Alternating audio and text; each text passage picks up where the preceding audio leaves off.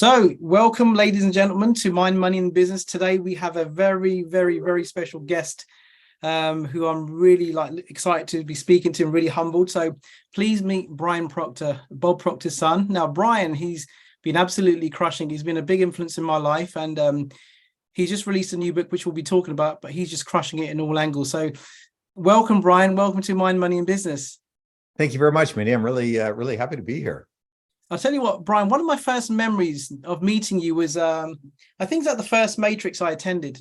I remember it was the night before, and you were standing by the main entrance to the hall. And I remember seeing you there, and you just had this like warm energy about you. And I went up to you and I spoke to you, and I was like, you spoke back to me. Not that I didn't expect you to, but I was like, you were so kind to me. You know, you were so kind and so open. I was thinking, Bob Proctor's a global superstar. His family's going to be behind the scenes. You ain't going to be able to get nowhere near them. But yeah, the whole team, especially yourself and Bob, he was so approachable. You can go up to him and talk to him. Mm-hmm. I guess, Mindy, I was taught by my father, Bob Proctor, that we should never be above or below anybody. Because if we look at ourselves as we're better than somebody, that means we also must look at some people like they're below us, or vice versa. And Dad was always of the opinion that we have to be free and easy and open to discuss and talk with absolutely anybody at any time. And I think it was a great way to grow up. You don't grow up in a privileged look that way. I think it's important that we just be out there and approachable and meet everybody. And obviously, we've come to know each other over the years. And it was great that we got to meet your wife. And we've had many, many great years all together. Yeah, absolutely. So Brian, what do you think separated your father, Bob, to everybody else that was in the, not saying that he was better than anybody or anything else, but I believe he was, but what separated Bob from all the other people that are in this industry? There was something special about him. Well, there was definitely something special about him. I think what separated him from the others is that he came from nothing. He discovered really the whole potential of the mind and what we're capable of at a pretty young age. He was in his 20s. And he spent the rest of his life studying the information and wanting to teach it to people. And I think what separated him was his study habits, quite frankly. I was up in Toronto a couple of weeks ago. My nephew was getting married, and I was doing an interview with a fella over in Copenhagen. And I said to Linda, I was staying at Dad and Linda's house, and I said to Linda, I said, "Hey, Linda, can I get Dad's book, the Think and Grow Rich book? You've always seen my dad holding that book on stage or pictures of him holding that book." And she said, sure. She went and got it for me. And so I used it on that interview. And just holding the book, honestly, was, I could feel that. I could feel the energy of him. Well, the book told a story. This book, you probably remember that he had it held together with a great big rubber band. Yeah. And I had to take the rubber band off. Yeah, a big, thick rubber band. And when I took the rubber band off and I opened the book up, it would fall apart. Mm-hmm. And many people over the years, Mindy, they wanted to get him a new Think and Grow Rich or get this one rebound. And he didn't want anything to do with it because to him, that book was like his best friend. And this is, I think, what made him different. He studied every single day. So he received that book in October of 1961.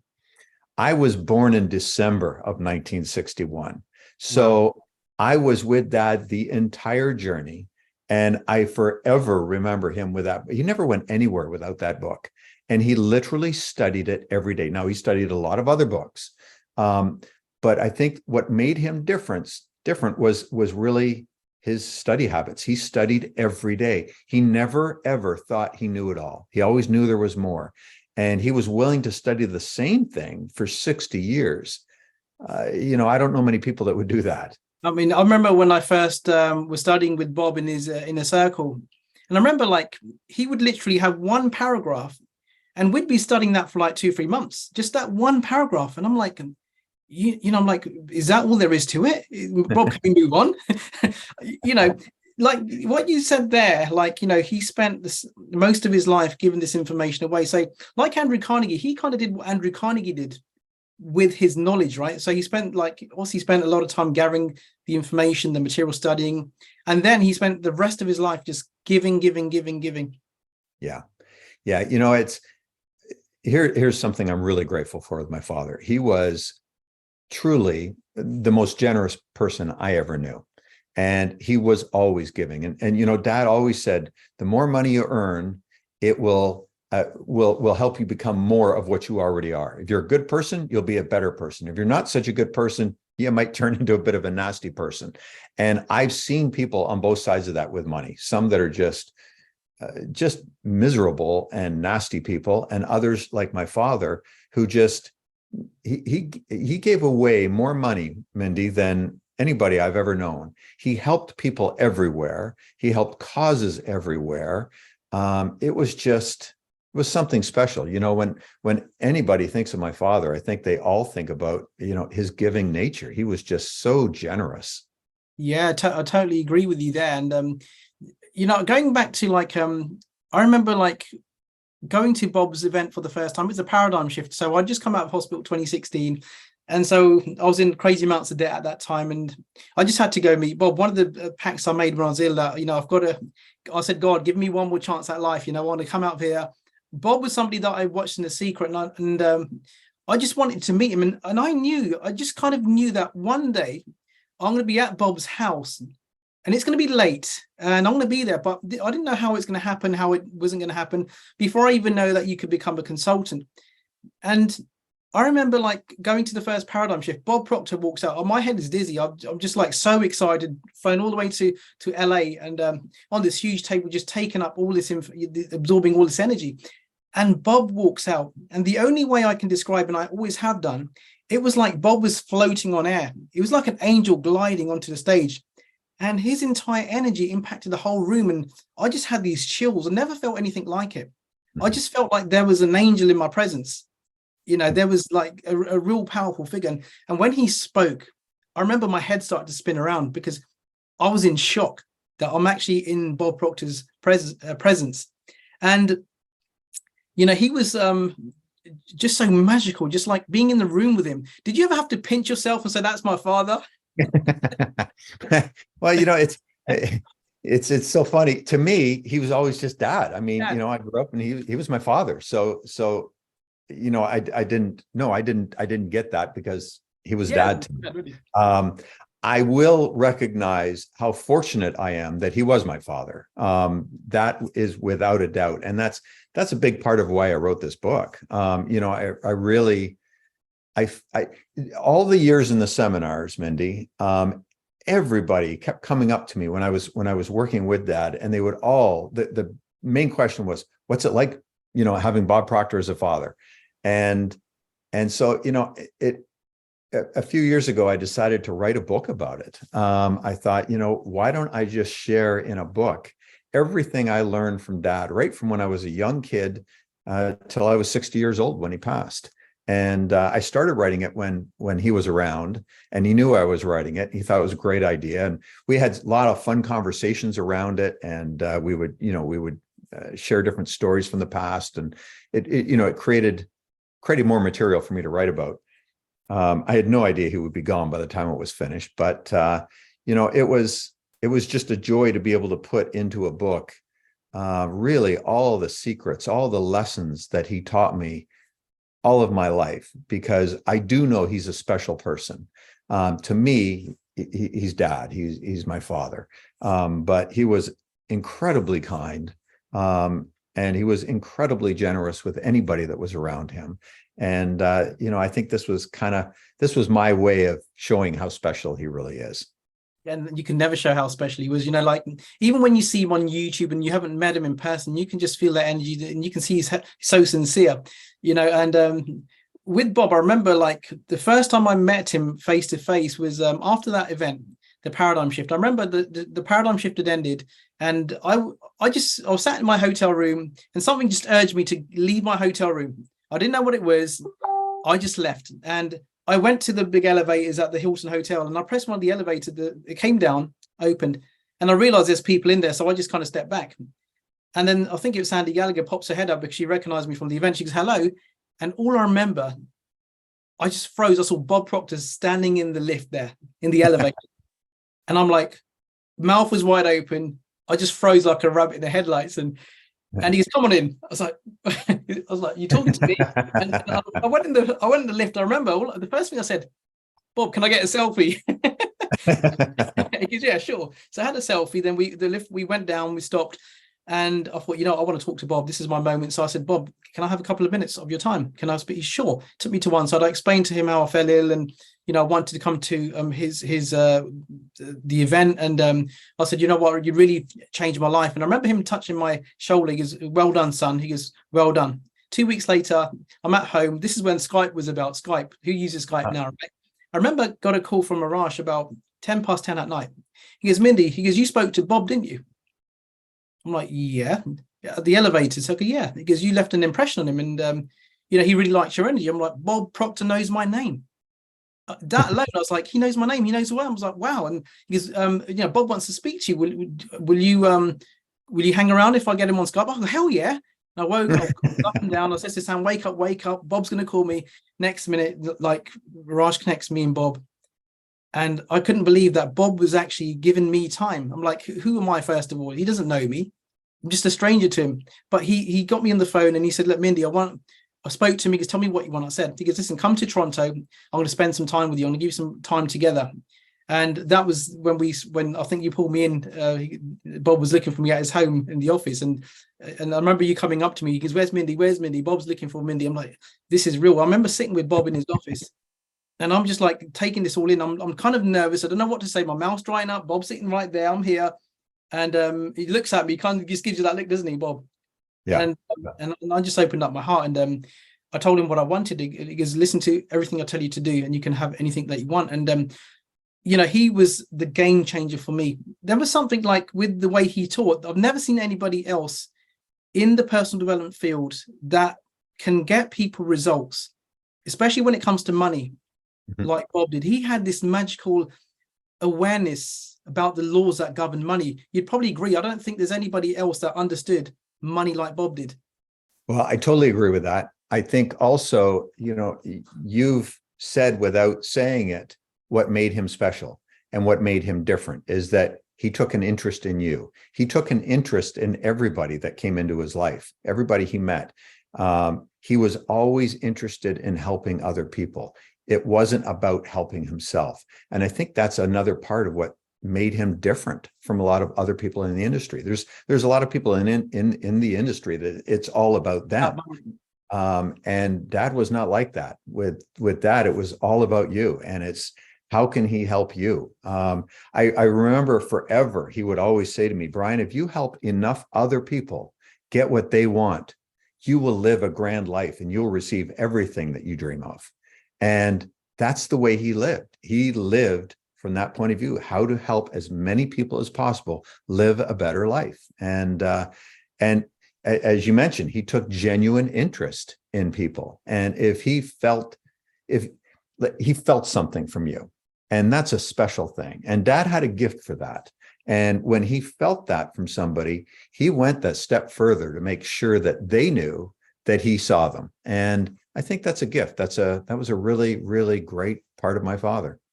Yeah, and you can't turn that on and off. You can just feel it. You've got our intuition, and we can just feel that, right? So Brian, tell me about so here's Bob, right? He's in his cleaning business. All of a sudden, he's making lots of money, really successful, and all of a sudden, he wants to go work for Earl Nightingale and Lloyd Conan. You weren't around at that time, were you? Or were you? I was. Yep, I was. So I would have been 8, 9 years old at the time. So I remember we lived in Toronto at the time, and we sold everything. Dad sold the house, the cars, the works, and we moved to Chicago. And he started working with Earl Nightingale and Lloyd Conant. I remember obviously I met both of them when I was a young boy. I remember Lloyd Conant specifically. He was like a grandfather to me. Just a really kind man. But yet Dad was so convinced that Lloyd Conant and Earl Nightingale could teach him the secrets, really, that to self-development, to living a better life, that he was willing to leave his business and walk away from it and go and do something for far less money. But he knew he was going to study from the best at the time and learn something that would carry him on further. And that's the way Dad worked, and that's what he did. So yes, I remember we moved to Chicago. I was going into grade 4. I remember it very clearly. His life was never the same from that point on. That was when everything switched for him, and he really got into the personal development business. That's the power of having a mentor, right? How many people don't have a mentor?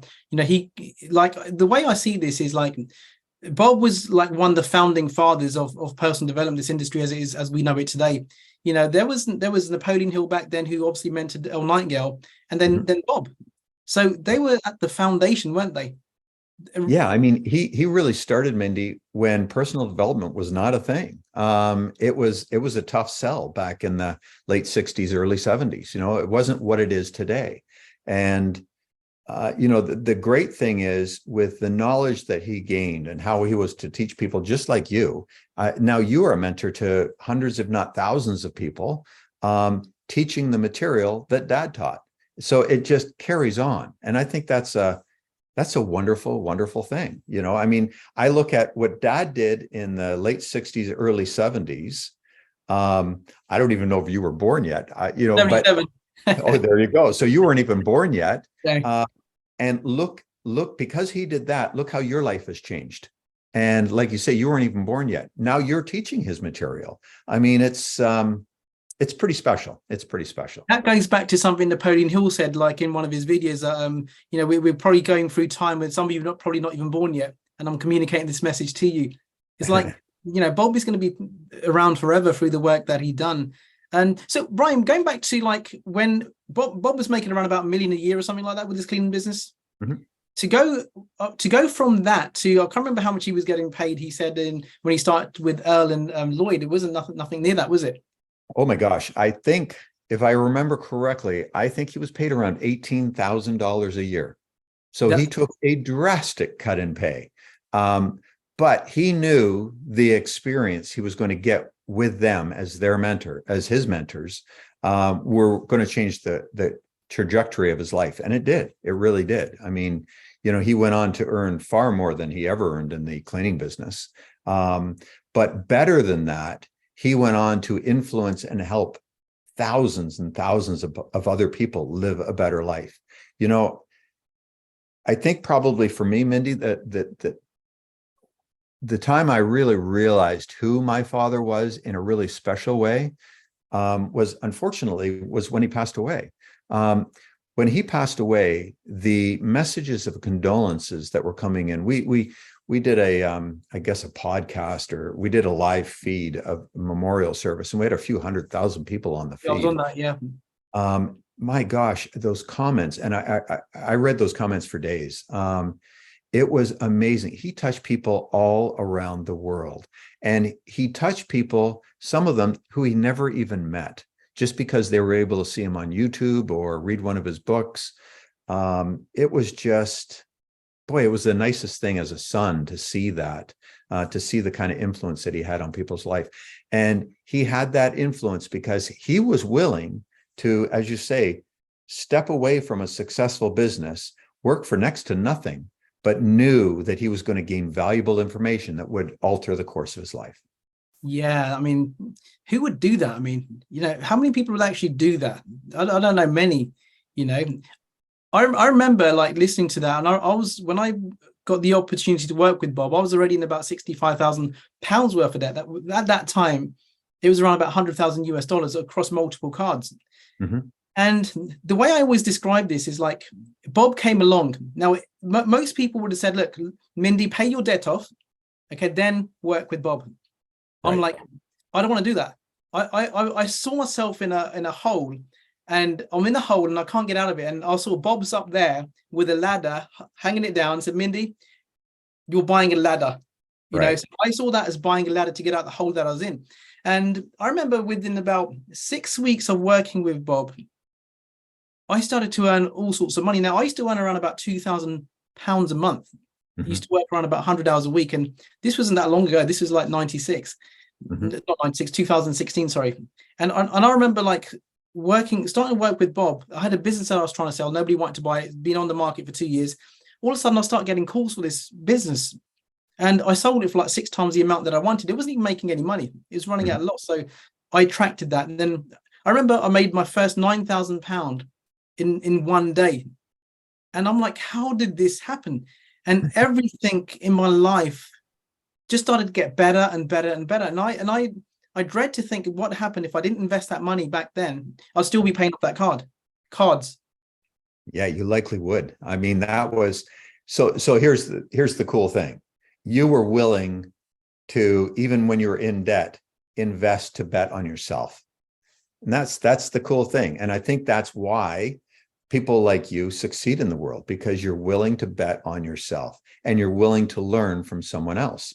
And I think I'm sure I can say without a doubt, you've probably been that gift for many other people. You've probably got all kinds of clients that have done the same thing to work with you.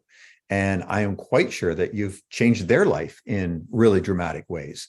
And that's the special thing. This just keeps on going. It's a wonderful thing. It's logical. Like Bob used to talk about making decisions from being at your goal. Now, I try to tell people this. Sometimes people don't get it. Bob used to say you don't make a decision from your current circumstance. You've got to make a decision from up there. Can you explain a bit more about decisions and how that changes things and attracts to you? Well, Dad was always about decision making. That book I talked about, Think and Grow Rich, it has a chapter on decision. And he was firmly convinced that when we want to move forward in life, we need to make a decision immediately. And if we're going to change it slowly. He said the people that don't get on in the world are the procrastinators that don't make a decision. They keep hemming and hawing. They think, should I, shouldn't I? He was always of the opinion that people that can make a decision and move forward, right or wrong, will get on better in this world. Not to say that we don't make mistakes and we make wrong decisions, but sometimes a wrong decision is better than no decision. And I think, he was just always of the viewpoint that people that want a better life have to be decision makers. Procrastinators don't receive the rewards of decision makers. Regardless of how many affirmations you say, regardless of how many vision boards that you create, that stuff doesn't mean nothing unless you make the decision, right? Exactly. The decision and action. I love how Dad always talked that, yes, we do attract things into our life. However, the step to bringing it in is not only thinking about it, but actually taking action steps and making decisions, moving forward and working towards whatever that may be. He was always big on taking action. And that's where the whole law of attraction thing is great. It's a beautiful concept, but it needs to have action. You've got to take action to bring these things into your life. And then we've got our paradigms, which was Bob was talking about the paradigms a lot. Now, I was studying the law of attraction for quite some time until I met Bob, and I thought I kind of knew it. You watch some videos on YouTube, you watch The Secret a few hundred times, and you create some affirmations, and people don't understand that you've got to change that paradigm, the belief system, before you can start to attract to you. You can't have a negative self-image with negative paradigms and say affirmations for 10 years and things are going to change, right? That's one important thing. It is very important.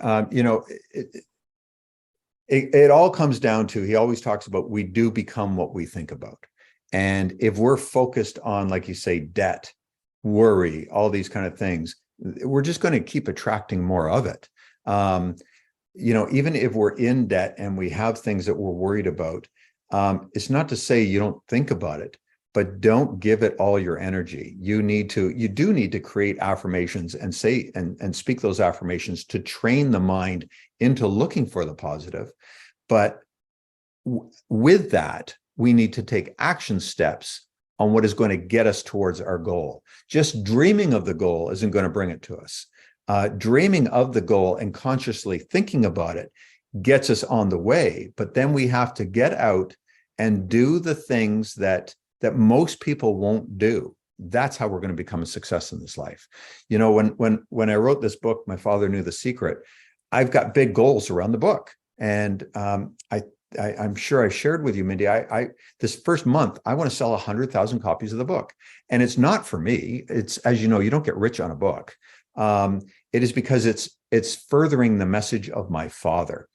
And because I have this grand goal and what I'd like to do with it, and to see it in so many people's hands, because I know it will change their life, but I'm taking the action steps to make it happen. I'm not just thinking about it. I'm stepping out and doing whatever it takes to get the word out there. And that's the key. That's the key. It's action. It's stepping out and sometimes doing things you don't want to do, but you're doing them anyway because you know it's going to get you to where you want to be. That's where people get started not doing only doing the things they want to do, pick and choose, like pick and mix. Right. Yeah. One thing that always gets me, I'm in Mayfair quite often in London. And one of the reasons I go there, because I kind of feel close to Bob there in Berkeley Square, especially. You're probably familiar because I know Bob used to have some offices there, right? He used to clean. Yep. Yep. What was it like when you were when you were living in London? Was it in London? No, it's funny. A lot of people don't know this. We lived there for about a year. And I don't even know if you know this. Our neighbor who lived across the street was Tom Jones. Yeah. Tom Jones was our neighbor. His son, Mark, was a good friend of mine when I was a young boy. But this was at the height of his career, wasn't it? When Tom Jones was massive. This was in the mid to late 60s. It's when he had all his hits were coming in, and he was really, he was a big deal at that time. Yeah, that's what I was asking about. Yeah, I have many fond memories of London, and we as I say, we only lived there for a year, but it was an interesting, good year. Yeah, because I know Bob used to talk about the casinos. He used to go to the casino and the Berkeley Square. And when I'm there, I'm always like trying to picture Bob walking around with his like woolen grey with a suit that used to itch him. This vision of Bob like walking around Berkeley Square. So self-image, Bob knew something about self-image. He studied self-image for a long time, didn't he? And he understood it probably more like anybody else I've ever met. What's your opinion on like self-image? How important is that to our success? I think our self-image is everything, Mindy. It's how we portray ourselves. Are we confident? Do we stand up and speak? Do we talk to people confidently? Do we look them in the eye when we speak to them? Are we genuinely interested in another person when we are talking to them? Or are we slinking away and hiding? I think self-confidence, self-image is really everything. We need a good self-image if we really want to do grand things in the world. It's not to say you're not going to do grand things if you don't have a strong self-image. There's a lot of people that are very successful without a strong self-image. But having that strong self-image, the odds are so much better that you're going to do great. And, Dad taught me that when I was a young boy. I wrote about it in the book, and I talk about what he did as a young boy, just with prayers at night, and how he instilled with me that I was capable of being, doing, or having anything in this world. And he started telling me that, gosh, as far back as I can ever remember. And, I know I was fortunate to have him as a father, because he was always behind me. He was always supporting me. He never did anything for me, but he was always there as support. And he was really the one that built a strong self-image for me or with me. I mean, obviously I carry it on, but he taught me as a young boy how important it was. And that's a gift. I did that with my children. At night, tucking them into bed, I would build images of them as superheroes and tell them stories of different things they were doing, again, building their self-image. And I have two very confident, special children. And now I have a couple of grandchildren who are also being taught the same things. So, self-image it's a very important thing. And if you weren't given it by your parents as a child and you're struggling with it, it can still be changed. Mindy, you know better than anybody. I think if, we write out an affirmation of how we want to be, how we want to see ourselves, and we read that every day and we feel it, look in the mirror and speak to yourself with confidence, look yourself in the eye as you speak it, we can change our self-image for the better. And I'm not going to say it happens overnight, but certainly within a month to 2 months of doing that, you will find that you're a different person with a whole different energy, because you will start to feel better about yourself. And Dad always taught me it didn't matter. So many people, and I know you see this in your business, so many people have struggles because of their past. Dad had a great saying. He said, you can't change the time you got out of bed this morning. You love that. I was reading that in your book. I love that statement. I think you can't change the time you got out of bed this morning. What's happened in the past has happened in the past, good or bad. We can't change it. All we can do is change the way we think about it. And what can we do in the present moment? People that are anxious or struggle with self-image and things, they're not living in the present moment. They're either looking in their past or looking at the future with apprehension. But if we act and live in the present moment and do the best we can in this one moment, our life will be so much better, and we will not fear the future the same. That's great. I love that, Brian. So what's one of the first things someone can do to change their self-image? Could they start to dress differently? Would that help? Sure. I mean, if dressing a little sharper makes you feel better about yourself, absolutely. I personally think the big thing is an affirmation. Dad was always big about writing out affirmations every day. Like, he did it. He didn't just teach it to people to do, he would do it himself. And every morning I've got one here. He had one of these books, and he would write in it every day. He would write his affirmation. And what that does is it imprints it into your mind. And when you're writing it, live it, feel it, be there in the moment as you're writing it. Don't be thinking about something else. Really feel it and internalize it. And as I say, it might not change for you immediately, but if you keep doing it, believe me, it will. And before you know it, you'll have that self-image, and you won't even remember exactly how you got there. And then you'll see the changes, like when you look back and say, well, I don't even remember the shift. I don't remember changing. Right. Bob used to always say, writing causes thinking. And that's one thing I always remember. When you're writing, it also creates an image in your mind. Right. So it's really important. I hadn't studied, I wasn't a studier at school. So when I left school and I started working with Bob, I start to pick up books, start to get pens and write. And my family looking at me like, what's the matter with you? I wasn't that sort of person. And now, even now, I dress kind of casual. I put this jacket on, say my members are probably thinking, where's he off to court? So now I brought myself some nice new smart shoes. And one of the things I used to love about Bob is how sharp he used to dress, his wardrobe. Dad loved to be a sharp dressed man. He really did. All the suits were custom made. A couple of great guys in Toronto. All his shoes were custom made in Italy. Martinelli shoes, right? Yeah, that's right. He just loved dressing sharply. That was just one of his things. And he always said, if you're in the public eye, make sure you dress sharply, because the way you present yourself to the world is the way you are to the world. And that was, I learned that when I was really young. And I kind of agree with him. I think it's important. Yeah, it's phenomenal. Have you ever wondered what it'd be like if Bob Proctor was president? Not only in Canada, but the whole world. Imagine every country had a Bob Proctor as a president. Imagine what a beautiful place this world would be. A different place, that's for sure. Yeah. I was thinking about that too. I was like, last couple of days, I'm thinking, I'm racking my brains. What can I ask Brian? What can I ask him? I was trying to think about questions and stuff. I thought, you know what? I'm going to just talk from the heart. I know the questions will come. Like Bob used to say, the knowledge is equally present at all times, and it will flow to and through you. So, Brian, tell us about this book. So, you say your book. Well, I've got a load of copies there. I ordered 55. So, My Father Knew the Secret. So, how many different areas on Amazon are you number one in this book for right now? Do you know? Well, it was pretty cool, Mindy. My goal was to have this book launched by July 5th, which would have been his 89th birthday.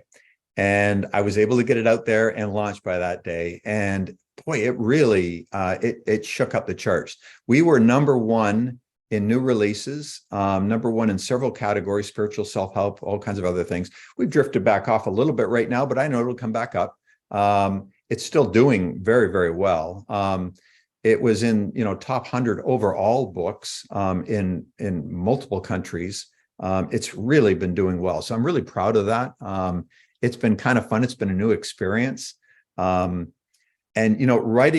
writing that book, and I'm so grateful to you, Mindy. I couldn't believe it when you'd purchased all those books to give to clients and things. This book was a joy for me to write because I've said many times, this book is not about me. It's about my father.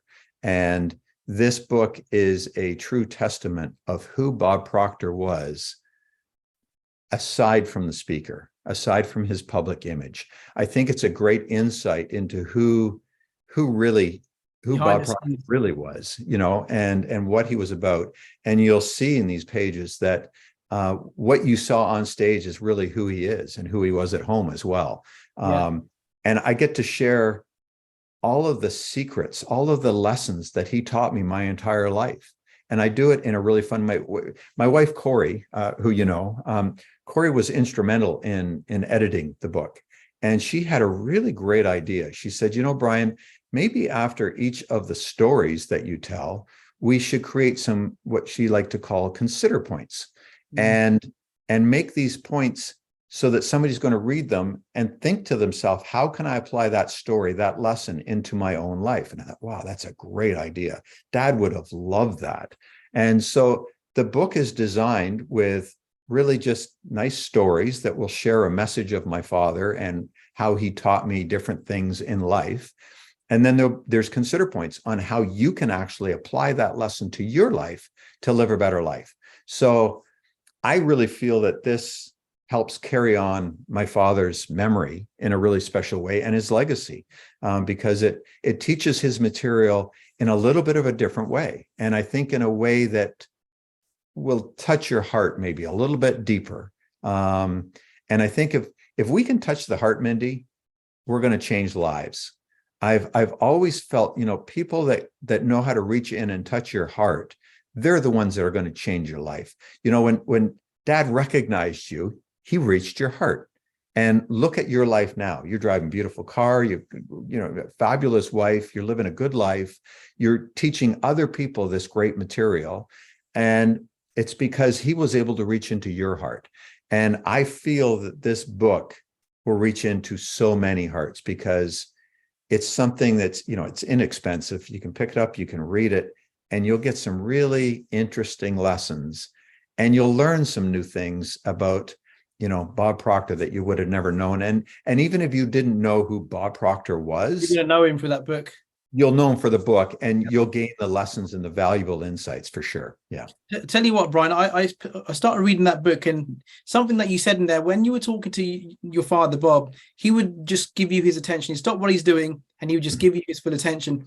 And so I was reading the book, and I'd put the book down. About 3 hours later, I was on my phone, and my daughter comes. Normally I'm on my phone, I'm doing something. Right, darling, yeah, I'm talking. I put my phone on silent, I turned it upside down, and I just looked my daughter in the eye, and I smiled at her, and I just gave my whole undivided attention. I've been doing that ever since then. And that makes me feel good. And my daughter knows that she's important, make me feel important. She knows that. I know she knows that anyway, but just when you give that child, especially in today's day and age, you've got mobile phones everywhere, tablets going off, but we need to have that connection with our loved ones, because we're only here for a limited amount of time. We don't know, like Bob used to say, when the sand's going to run out. Right. Yeah, that was a gift with him. He was always present. He could have been doing anything. He was always present when I was there with him. And that's a kind thing. We don't have enough of that in the world. Like you say, phones and tablets and everything else are drawing our attention. But especially with those that we love, we do need to put those things down and really give, especially our children, give them our attention. Let them know that they are seen. We all need it. It doesn't matter what age we are. We need to be felt like we're seen. And the more you can be present with whoever is in your sphere, the better off all of us will be. And it's an important thing. Another thing, Brian, you said, and that's a great point. Another thing you said was that that Bob used to say, talk to me, because I'm always going to be listening. I'm always going to be there, and the answers will come. And I remember I shared this with you on one of our trainings that we did. I think I just achieved my first silver pin or whatever, and you were hosting a call, the first call that we done after Bob had passed. And I remember the call was announced, and I'd already made my mind up, I'm not going to attend it. And I remember speaking to Bob. I said to Bob, I'm sorry, I just can't attend the call. It's too hard for me. I won't be attending. And it was a tough time, you know, it was like not in a good place. And I heard Bob's voice in my head. He goes, get to work. Get to work. So I remember like posting a little message to you, and you shared that on that training, and it's just so real. You know, it was that intuition. Bob was telling me, listen, do your work, get on with it. And ever since then, I've just been locked in. Yeah. Well, you know, that was one of the special things he taught me right at the end of his life, that we really need to listen to our inner voice, our intuition, whatever we want to call it. Our inner voice will guide us. And, you know, too often, Mindy, we don't listen to it. You know, how many times have you done something that your inner voice is saying, God, I shouldn't be doing that, but I'm going to do it anyway because I think it could be good for me or whatever, but it doesn't feel right, but you know, I'll do it anyway. And it always comes back to bite us. Yet if we have that time where we're thinking about it and that inner voice says, yes, you definitely want to do this, jump in, it's always good. And it always turns out right. And we always feel better because of it. And that's one of the last things he really taught me, was to listen to the inner voice and follow it, really be guided by it, because our inner voice knows, that it just knows. It's this deep knowing. And that's when we are in touch with the infinite. And I think if we can listen to our intuition a little better, and take action on what we're hearing, I think we'll live a better life. That's for sure. Amazing. So is there going to be Bob Proctor, the movie, coming out, or The Life of Bob Proctor? We are talking about it. We are certainly talking about it. Yeah. I think that would be a game changer, because, you know, like, especially with you running it behind the scenes, you've got all the stories and stuff. The whole world would love to see that. And I'm not just speaking on my behalf, but everybody. So, you know, I really hope you make that decision to make that happen. So, Brian, what we're going to do is we're going to post a link of your book in the chat here on Facebook. So we will obviously do another email out. And Bob used to do something really special, which I've started to do now. Like, when you buy a book, and this is for everybody, if you're buying Brian's book, which I hope you are, don't just buy one copy, buy at least 2 copies, so you can give one to someone that you really care about and you love. Maybe you've got 5 people, get 5 copies, get 10 copies. Bob was always giving away books. So this is a way to share Bob's message. If you really appreciate Bob's message and who he was and who he still is, I'd encourage you all to buy 5 copies at least. You know, it's gonna be a game changer. You will change somebody's life in some shape or form by getting this book, you know. So, Brian, listen, I really want to thank you so much for taking time out of your busy day and spending time with myself and everybody here. And, you know, so much love and respect for yourself and what Bob did for me. And my life would never have been blessed as it is today had it not been for you guys, you know. And one thing I did say I'm going to do for Bob's birthday was donate £10,000 to a local food bank here. So again, he's opened up my heart, and I know how important it is to give. So I'm going to be speaking to one of our local food banks, and we're going to be sending them a load of food in memory of Bob's birthday.